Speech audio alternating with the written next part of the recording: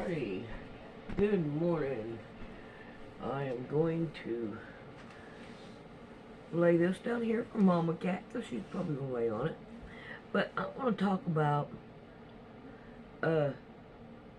Christian adultery.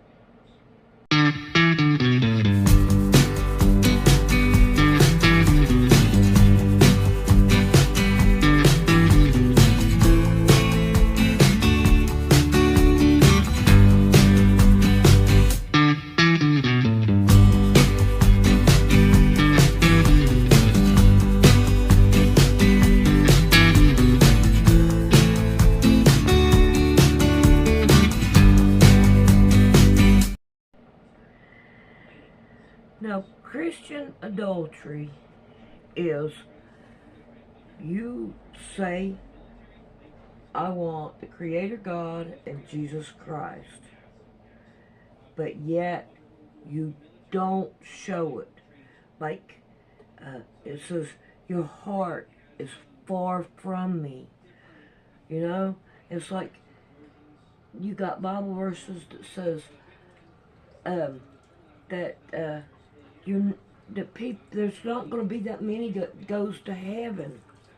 Why? Because of Christian adultery. The 10 Commandments tell you, don't have any other gods before me. Okay? So, and you're like, but I don't. But people, so-called Christians, do. They have Easter. That has nothing to do with Christ. They have Thanksgiving. Has nothing to do with Christ. People died there on Thanksgiving.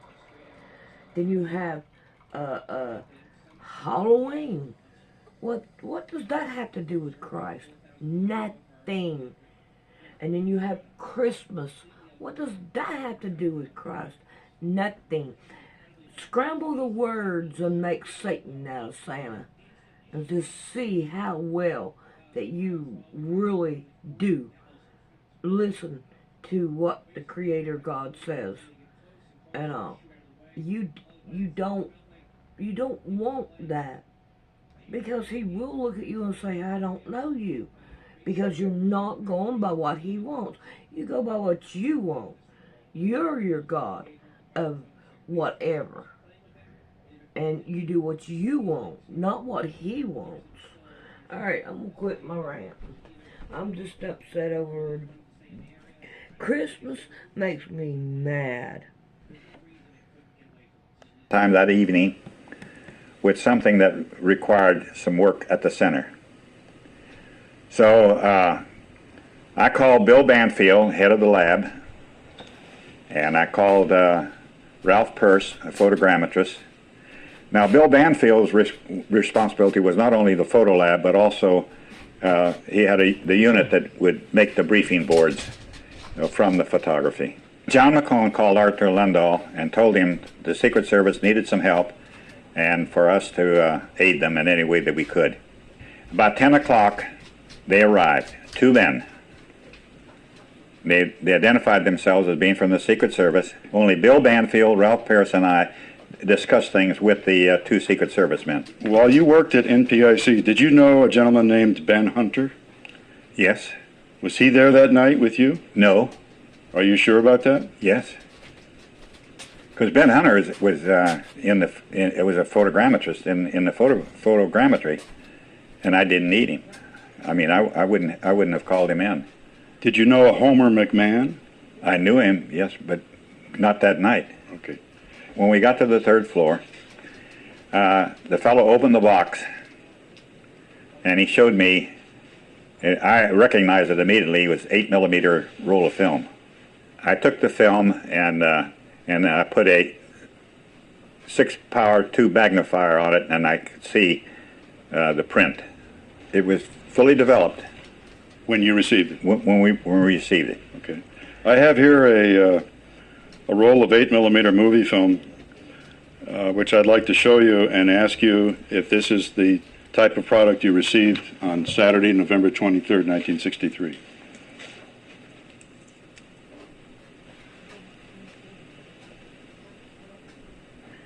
Yes, I can see the individual frames in there, and I can see the sprockets. This is what we had. Okay.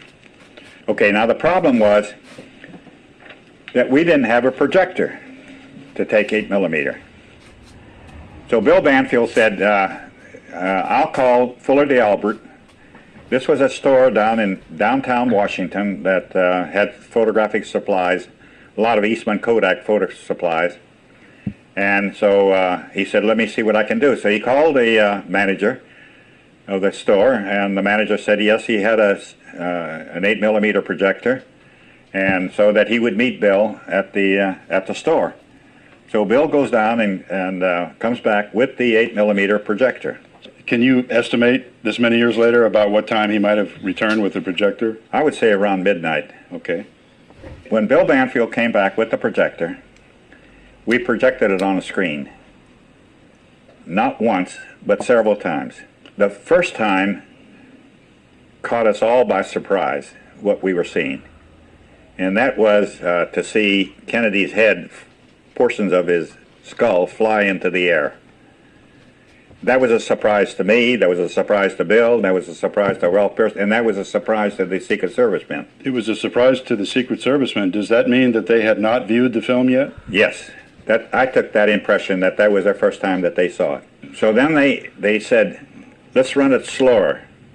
So they ran it slower, and several times, so that we, then I asked him, I said, now what do you want of us? He said, well, we want prints from this film. I said, all right, suppose you move up and you indicate which frames you want, and we'll mark it. When we ran it through, we took a little piece of tape. Let's say that you tell me you want this frame. I will go, that's so precious that I'm not going to touch that one. But maybe 10 frames away, I will put a mark on but then I'll know that I have to go back 10 frames. I see. See, so you don't want to damage the one that you want to enlarge. The one that you want to enlarge in any shape, form, or way. Did anyone count frame numbers from the beginning of the film to the end? Yes. Who did that? Ralph did it mostly. I see. Were they concerned with number of seconds between shots? Timing?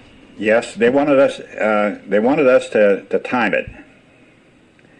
And Ralph Pearce said he didn't like that idea. If that's a Bell and Howell camera, he knew immediately that it was spring wound. And he knew that as it was projected, it would slow down. In other words, the timing at the beginning of the film might not be what you have at the tail end of the film. And I told Ralph, I said, would you write that down? And later I included that in the note that I sent to Lundahl. We had misgivings because we didn't know what the number of frames per second that he had set his camera on, or the tension that was on the wind-up. I understand. Do you recall a conclusion by the Secret Service or by your NPIC team at the end of the night as to how many total shots have been fired? Do you recall anyone concluding what the total was, or did you? No. We were stayed strictly. No, they didn't ask, and we didn't. Okay. We didn't offer anything like that. Okay. Dino, do you think you had an original home movie or a copy? No doubt in my mind, we had the original. And why do you say that?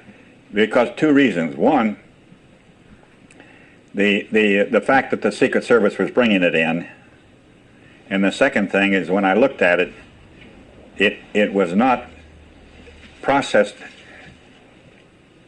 in a typical commercial fashion. It wasn't in a little box or anything like that.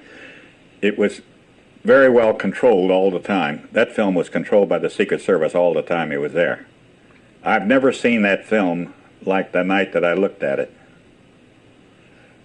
Were the images sharp or a little bit fuzzy? Maybe? No, they were sharp. It was obvious they were concerned about our handling of the film. When I told them, I said we were going to use white gloves, and I told them what to do and what not to do when they were working with the film. because I didn't want anything to disturb the film that they'd given me. I knew it was an important film. Now, it was never referred to as a Zapruder film or anything like that. It was just, to them, it was a film, but a precious film at that. The other thing that I was worried about is that sometimes when you run film through a projector, little chips of film will break off. So, but this was a brand new projector, so that we wouldn't have that kind of problem. And in order to make 4 by 5 inch prints from selected individual frames, what would the steps be for a photographer to do that? Well, they take it into the photo lab. Now you got to make a DN. You got to make a duplicate neg. And when you say duplicate neg, do you mean as a motion picture or of individual frames? No, individual frames. Okay. The National Photographic Interpretation had the finest enlargement capabilities in the world.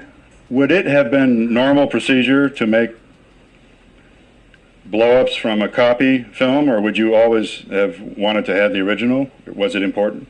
I would. The further you get away from the original, you lose, and especially in color, you lose it very, very fast. You get away from 2 or 3 from the original, and you've lost a good portion of the information that you need. The idea was to give the Secret Service the best quality we could give them on the imagery that we were looking at. Do you recall any image bleed over? No. Between the sprocket holes? No. Okay. What 2 or 3 things did they focus on the most? What did they want to see as a product? The first thing that they kept working with is the signpost where the There's a freeway sign on Elm Street. The freeway sign where the car and the occupants disappear, and then as they come out of the stand, that especially we moved it frame by frame so that we could see what was happening to the president.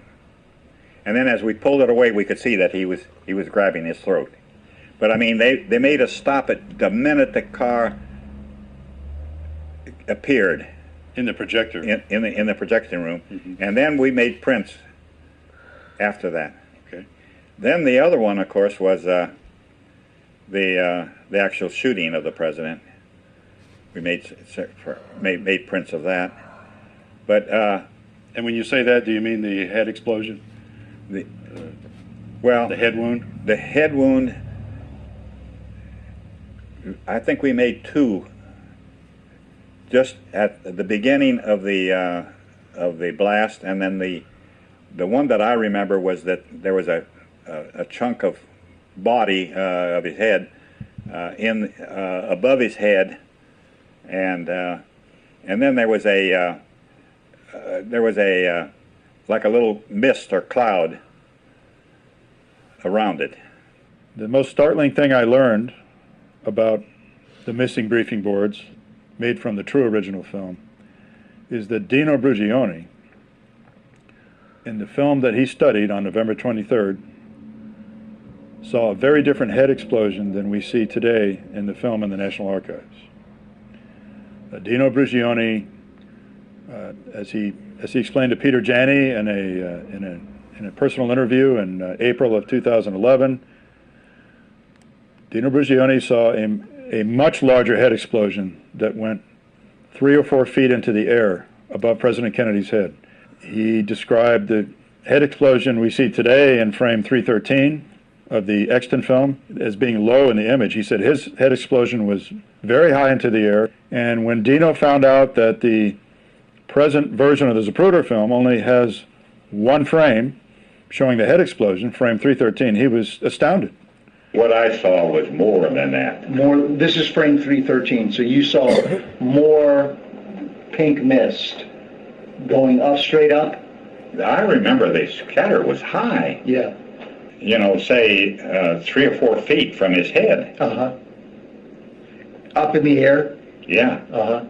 This is the only frame on the whole Zapruder film that you get to see. No, there was more than that. There was more than, so you're saying there was more than one frame, for sure.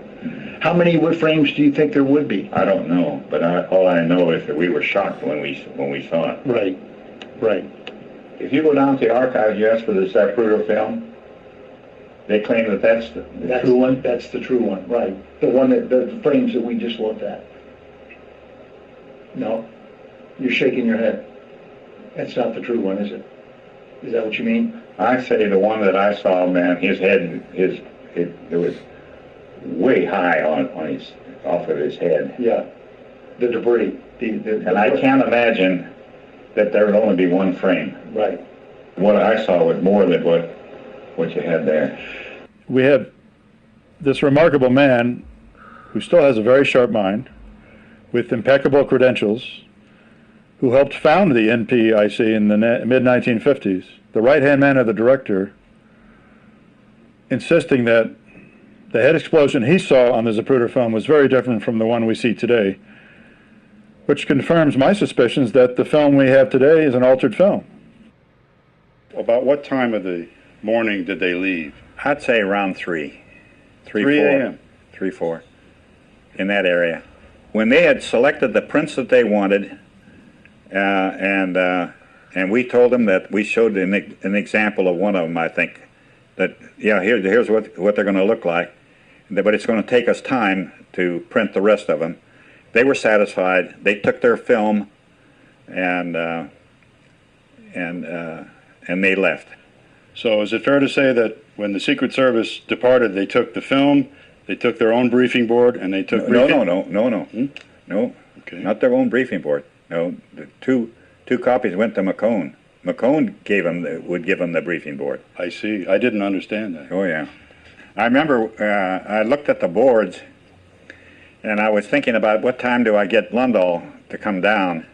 It was daylight by the time the boards were done. Now, how many individual blow-ups or prints would you estimate that you made that night of individual frames? I'd say 12 to 15. 12 to 15. The idea was to take 2 briefing boards. The briefing boards were 20 by 22, and to hinge them in the center, and then to paste the prints down, and give the frame number. So how many total sets of briefing boards did you make that night? 2. 2 sets.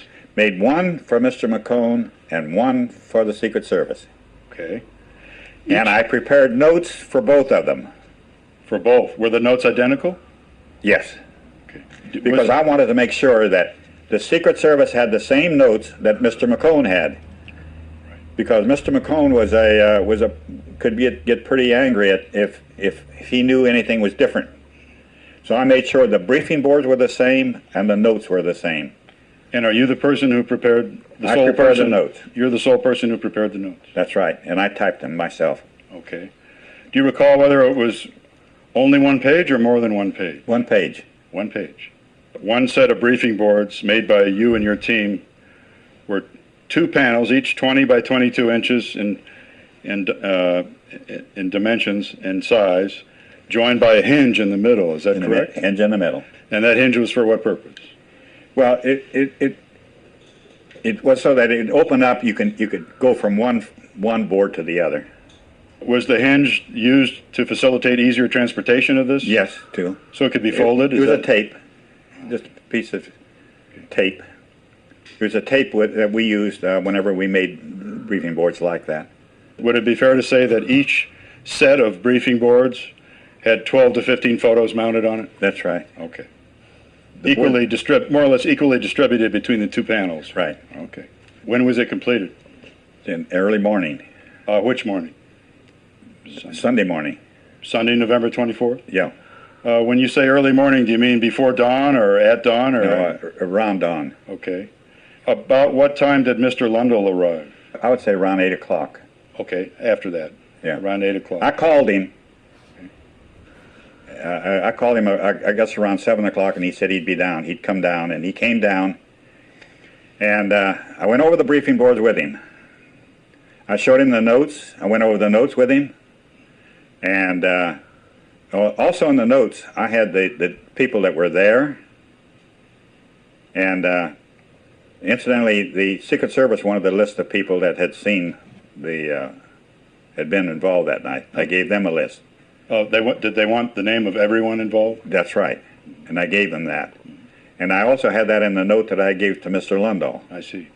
Because when I saw how that this was a big event, I wanted to make sure that if there was a leak in some kind, that everybody that was seen or involved in the printing and their name would be recorded. That's common in intelligence organizations. You could really get burned if information like this got out. Did Mr. Lundahl only brief Director McCone, or did he also brief the Secret Service? No, he only briefed McCone. Okay. Lundahl, I gave him a note so that McCone could give the board to the Secret Service and the note to go with them. I see. Is it fair to say you presume that Director McCone gave the Secret Service their briefing board? Their briefing board, right. And probably talked to them. He probably met with the Secret Service. I understand. Did you know someone named Pierre Sands? Oh, yes. And what was his job at INPIC? He was a deputy director of INPIC. Was Pierre Sands at INPIC the night that you were engaged in this activity? No. If he was, are you sure you would remember that? Oh, sure. Okay. Dino, in the mid-1990s, specifically in the year 1997, the organization that I worked for, the JFK Assassination Records Review Board, a temporary agency in Washington, D.C., by happenstance, we became aware of 2 INPIC employees who were still alive, who had also made briefing boards of the Zapruder film and had done so the weekend of the assassination. The names of those 2 gentlemen were Morgan Bennett Hunter, known as Ben Hunter, and Homer A. McMahon. And Mr. McMahon described himself to us as the head of the color lab at INPIC. And the agency later verified that he worked for INPIC from 1960 to 1970. And his job He's title... photoscientist. Photoscientist. Yeah. Okay, all right. Both men were fairly consistent that they thought that their activity, making briefing boards from the Zapruder film, took place about 2 days after the assassination and before the funeral. That would place their event as, and they both recall that it started late at night and went all night long. So that, if they are correct in their recollections, that would have their event starting Sunday night and going into Monday morning, because they were both also quite certain that they did their work before the funeral of President Kennedy, which was on Monday, November 25th. Is there any chance that you finished your activity on Monday, the day of the funeral, instead of Sunday? No. Okay. Is it fair to say that you're quite certain that you went home on Sunday, November 24th, Sunday right. morning, after you finished making the briefing Right. boards, and after you turned the materials over to Mr. Lundahl? Right. Did he contact you later that day and tell you how the briefing went, the briefing of Mr. McCone? No. No, he was happy. He thought we did a good job. He complimented me, and he said, you did a fine job, and that was it. And so that's the last you saw of him that day? Yeah. Okay, and then... And there was no other activity. There were no shipments of film or anything else at that particular time. I mentioned just a moment ago that the Assassination Records Review Board interviewed Ben Hunter and Homer McMahon in 1997, 3 times each. We showed them a surviving set of briefing boards that the CIA had turned over to the National Archives in 1993. Now, this set of briefing boards consisted of 4 panels that were not joined by any hinge, 4 separate panels. First, we asked them, did you make the briefing boards? And they both said, no, we made the prints. They made the prints for their briefing board. They described their event as consisting of Homer McMahon, Ben Hunter, Pierre Sands, who called them in and met them at the building and brought the customer in. And the customer for them was one Secret Service agent named Bill Smith, but it was only one agent. Now, Homer McMahon told me twice in the interview that we tape recorded that he didn't make the briefing boards that were made from his event. He made the prints, but he knew that the briefing boards were made upstairs at INPIC. He told me that twice. So what we have here, what I'm going to show you, are photographs that Peter Janney took at the National Archives in the year 2009 of these 4 surviving briefing board panels. I'd like you to take your time and look at them. And after you examine them, I'd like you to tell me if you think that these briefing boards in the National Archives are the ones that you made. They are not the ones that I made. And I can tell that because at no time did I put frames missing. This board says 6 frames missing, 3 frames missing, 4 frames missing. I didn't do that. And then these start, that's not my work. Okay. Do those briefing boards in the archives, you're looking at the images, do they list frame numbers anywhere for each print? No. They don't. No. But is it fair to say that you're absolutely certain that on your briefing boards you listed the frame number of each print? Ralph Pearce counted. Mm-hmm. And you remember seeing that text on the briefing board before you gave it to Mr. Lundell? And I didn't have panels, numbers. I didn't have that on there. And the other thing is there's a lot more prints here than I made. Dino, associated with those 4 briefing board panels in the archives are a set of working notes. I never did see these. These are computations that I've never seen. We didn't have time to do all this. That's another thing. Under normal circumstances, Dino, since you were the duty officer the weekend after President Kennedy was assassinated on Friday, you were the duty officer Saturday and Sunday. Should you have been notified if there was briefing board activity at NPIC that weekend? No, I thought about that because I told Lundell I was going home to sleep. So Lundell didn't call me that day at all. On Sunday? On Sunday. I told him, he said, "You've done a good job." He complimented me, and he said, "What are you going to do?" And I said, "Well, I'm going to get some breakfast, and then I'm going to go home and sleep." And he said, "Okay." So so I hadn't, if they appeared on Sunday night, I didn't know anything about it. Were Pierre Sands, Homer McMahon, or Ben Hunter at the event over which you presided? No. Okay.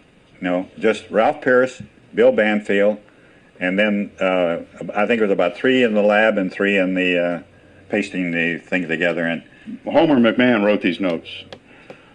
He and Ben Hunter wrote this one page, the front and the back of this one page.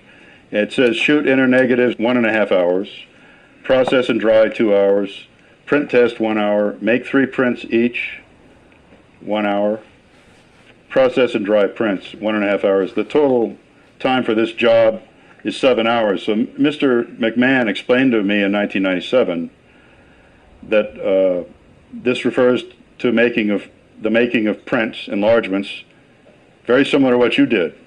he made 3 prints of each, Yes. each one? Yes, so what that implies, what that has always implied to me, and I'd like to get your opinion on this, is that the Homer McMahon briefing board event, that they probably made 3 sets of briefing boards. Otherwise, why would they make 3 prints from each inner negative? That's right. That's right. He said it was so sensitive that the Secret Service agent named Bill Smith took all the scraps with him. All the scraps left over, test print, all the scraps from the making of, and leftovers from the making of their enlargements with him when he left NPIC the next morning. And therefore, if Mr. Bill Smith was that concerned with scraps, they would not have, in my view, they would not have made 3 prints each unless they wanted 3 sets of briefing boards. No, I made sure that every print was accounted for. If not, if it was destroyed, then I destroyed it. I understand. When Janney first showed me, that there were other people involved, I said, "Boy, that's strange. That was news to me when he told me that." 2 years ago in 2009. Yeah. Right? Because at no time did Lundell ever tell me about it. Every morning we had briefings. And I attended every one of those meetings, every one of those briefings. So you would describe that as unusual, to say the least? Oh, yeah. That he didn't tell. Now, this event Sunday night, where the prints were made by Homer McMahon and Ben Hunter, they were met at the facility, apparently called in by Pierre Sands, who you've described as the deputy director for NPIC. Now, the only thing I can put, I've thought a lot about this, is that Lundahl called Pierre and said, well, Dino's tired, and can you spare him? But he didn't tell me that. That was going to be my next question. If it had been a routine evolution and there was nothing unusual about it, wouldn't he have told you about it? Yeah. So the fact that he didn't tell you about it, does it mean to you that Lundahl didn't know what Pierre Sands was doing, or is it more likely that he did know and that Lundahl is the man that told him to go in and do it? Lundahl probably told him to go in, and the thing about it is, though, I don't see where are the labs. Certainly, this was sensitive. What about Bill Banfield? And well, Bill Banfield. Okay, I'm glad you. Where's the other people that? I'm glad you brought that up, Dino. Homer McMahon and Ben Hunter were told by the Secret Service agent Bill Smith on Sunday night, November 24th, you may not discuss this activity with anyone, not even with your own boss. And if anybody asks what the overtime is about on your time card, you're to go to Captain Sands about it. So my question for you is, was Bill Banfield Homer McMahon's boss? If Homer McMahon was in charge of the color lab, would Bill Banfield have been his boss, probably? Well, certainly he would have had to call Bill Banfield to get the lab people in, or have, because, Homer McMahon told us that he probably did all that himself that night, opened up the lab and unlocked all the different doors and turned on the power. He probably did all that himself. He also told us... That's rare. He also told us that he was not contacted, and by that he meant, the context of the conversation was he was not contacted by the duty officer is what he meant. So would you say that's a fair statement, that he was not contacted by the duty officer that weekend? No, because I would have known. So who was the duty officer that weekend? Yeah, that's it. It was you, right? Yeah. After McCone left the CIA, the briefing board comes back. They cleared out his desk and sent it back. And I have a special map cabinet. Only me and Lundahl has a combination of it. The board comes back without the notes. Lundahl gave it to me. Said, put it away. Only you and I can see it. So I put it in the map cabinet, put the lock on it, and it laid there. Then, when the investigation of the Rockefeller Commission, the investigation of CIA and domestic activities came up, we were called in and said, now make a list of every contact that you've had with people involved in domestic activities. During that discussion, I told Mr. Hicks, I said, I've got the Zapruder film. And he blew up. God damn it, what the hell are you doing with that? And that's the language he used? That's the language he used. And then he said, get the goddamn thing out of here. Is that sounds like a verbatim quote. That's a verbatim quote. Boy, he really was mad, and he was madder than hell. So I took the thing, I took the board downstairs to the courier shop, and I said, wrap it and send it to the director's office. And I never heard anything about it again. Lundahl left in 1972, so it was after Lundahl left. You returned it to the director of the CIA? Director of CIA, at his insistence. And who was Mr. Hicks? What was his job? He was the director of NPIC. Was he the person who relieved Mr. Lundahl when he retired? Yes. Okay. So he was the new director after Mr. Lundahl.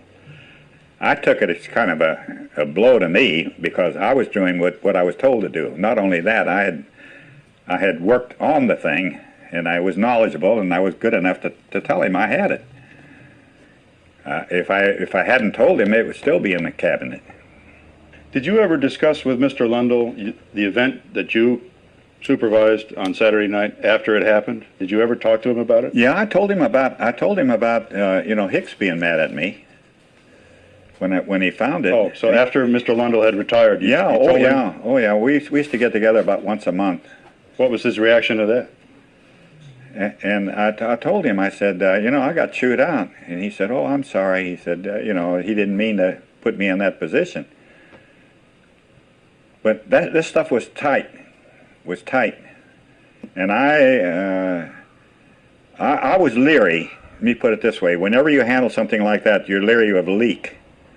And that's one reason why I had gotten the names of everybody, so that if something leaked, somebody talked out of turn, we would know who it was.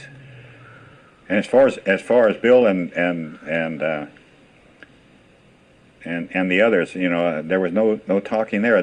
We made it very clear to the lab and to the others that they were not to speak to anybody about it. Because once I saw that head, part of the head go into the air, I knew this was sensitive material. I showed Hicks the boards before I sent them away. You did show Mr. Hicks the briefing board. Yes, I did. That's important. I wasn't clear on that. Yes, I did. Before I took him downstairs, I showed him what I had, and I said, I'm sending him to the director's office. Okay, so he saw what I had. So we have in my view, we have a conundrum here. Yeah. Mr. Hicks knew that your briefing board was 2 panels joined with a hinge because you showed it to him. Yeah, I showed it to him. He knows about a 4-panel set because he's written about it and forwarded the notes about its creation to DDS&T. So my question for you is this. Did Mr. Hicks ever share with you, Dino, the fact that one set of 4 briefing board panels was found at INPIC? No. Okay. How does that make you feel today? Well, it bothers me that I can't imagine Lundahl sending people in and not telling me. Because I was so close to Lundahl. Would it be fair to describe you as his right-hand man? Oh, yeah. Oh, yeah. Even more than the deputy director, perhaps, right? Oh, yeah. Oh, yeah. Because you prepared, is it not true? You prepared briefing boards for presidents. Yeah, not only that, but I would, whatever I made, I would make sure that Lundahl saw it. Now, the next document, number 5, will be of great interest to you, I think. Document number 5 is a handwritten memo written by Naki. And he says, I called Bob Olson, that's the Rockefeller Commission, on May 13th to tell him no understandable textual material concerning the Zapruder film had gone from CIA to the Secret Service. I arranged for Olson to meet with Director Hicks at NPIC on 5/14 for an oral briefing on the subject. Have you ever seen this memo before? No. Okay. And I'm surprised I wasn't called in. That's my question, sir, is did you ever attend a briefing in which Mr. Hicks briefed Mr. Olson about the Zapruder film? How does that make you feel today? Well, I guess he was so ticked off with me. Is it possible that you knew something that Mr. Hicks didn't want Mr. Olson to know, so he didn't call you to the meeting for that reason? Now, you would think, for an oral briefing on the subject, that Hicks didn't know the background. I told him, I told him what had happened. I said I'd worked on these, I made these, and then Lundahl told me when one of them came back. Let me mention something here. Hicks thought a lot of me, and Hicks put me on a lot of very touchy projects, and he always had a lot of praise for me. He would send nice little memos to me whenever I did something good. So I was on, but that one time, that bothered him, really. He was mad in hell. I just don't understand, though, Lundahl not telling me what was going on, because Lundahl would always tell me what the score was, so that, and Lundahl would always tell me, if you see something where I can get burned or anything like that, you make damn sure come up here and see me. And the same thing with Hicks. Mm-hmm. But I don't know what. Okay, I have a Question for you. This is the $64,000 question. I'm dating myself, right? We have a situation where Mr. Hicks is not telling you that he's found a 4-panel briefing board and a bunch of notes. No. He's not telling you that. And he's not telling Mr. Olson or the Rockefeller Commission or NACI that you made a different briefing board and had a different evolution. He's not telling them something, and he's not telling you something. On top of that, we have Mr. Lundell not telling you about the second event Sunday night with Homer McMahon and Ben Hunter. Do you think that all of this withholding may indicate that there was a compartmentalized operation going on at NPIC intentionally?